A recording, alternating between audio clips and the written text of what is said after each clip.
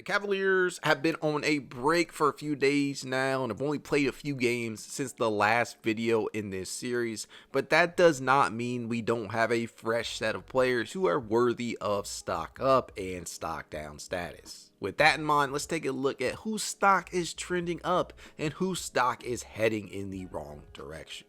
Stock up, Max Strus' debut. The time has almost come. Max Strus is nearly ready to make his season debut, as the Cleveland Cavaliers have listed him as questionable for Friday's game against the Milwaukee Bucks, and I could not be more excited.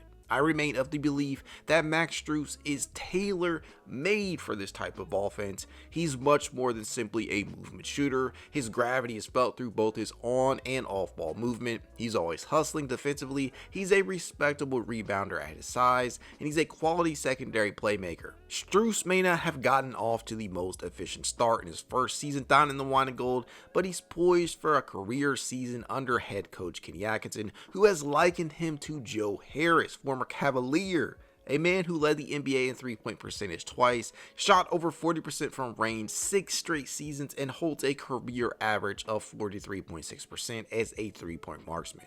He was as deadly as they came, and Strus could experience similar success under Atkinson, who could scheme up ways to free him up like he's never seen before. As of recording this video, Strus is pretty damn close to returning, again being listed as questionable for Friday night's game against the Milwaukee Bucks, and was a full participant in practice the other day. Now, I'm not quite sure what the plan will be upon his return in regards to his role or status as a starter, but I will be one happy customer once he does return, because it will make this team that much more dangerous. Stock up, Georges Niang's efficiency.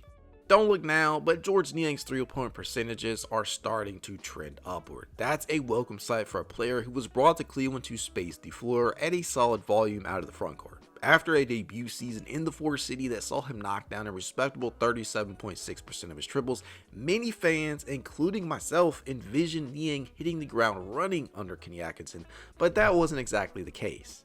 Over his first 22 games, Niang was completing just 34.9% of his attempts from range on roughly 4.8 attempts per game. He was buoying that, however, with pretty damn solid shot making from inside the arc, where he was completing 64.8% of his 2-point field goals. He was especially impactful when driving the basketball.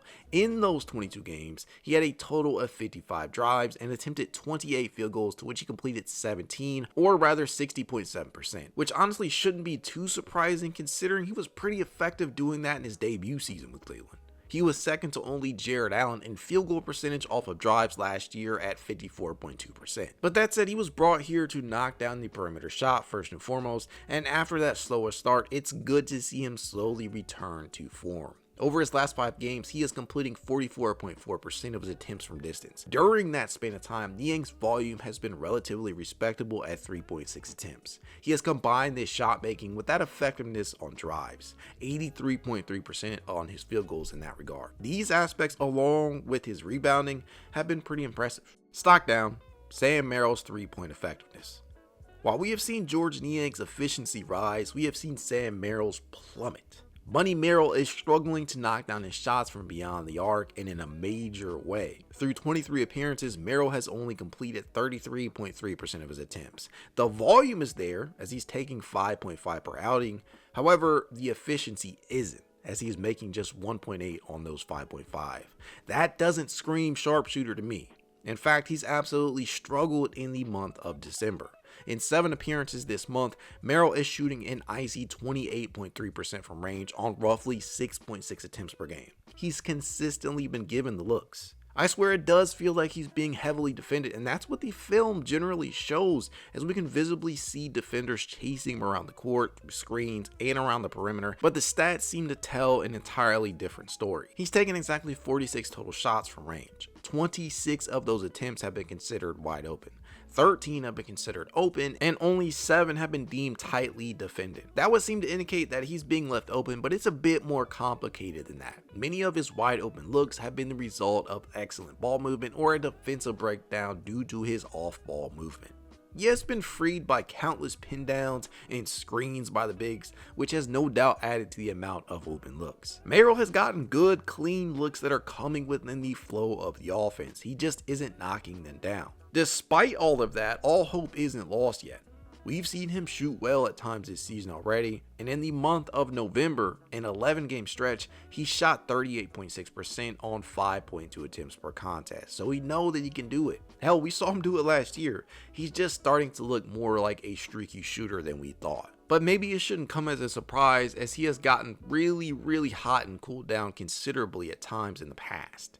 Last season, his pre and post All-Star break shooting splits were a case study in efficiency decline. In his 37 appearances pre-All-Star, he shot 44.2% from distance. However, in his 24 appearances post-All-Star, Merrill only managed to make 35.7% of his three-point attempts. There was a precipitous fall off, which culminated in Merrill being mostly a non-factor in the playoffs, where he would shoot just 34.5% from the field, including 37% from range. As of now, Kenny Atkinson's continued belief in Merrill is apparent. He is still playing a career best 20.2 minutes per game, and his minutes totals from game to game haven't really wavered. In my opinion, that is because Merrill's impact is felt even when he isn't knocking down that shot efficiently. His gravity is still felt, he's held up defensively, and he's made some plays for others when needed. That alone makes him worth playing. The question will be, how much? Or rather, how long? Stock down. Isaac Okoro's availability. This one is going to be short and sweet, but no less painful to say. Isaac Okoro is going to miss some time, y'all. How much time? That's hard to say.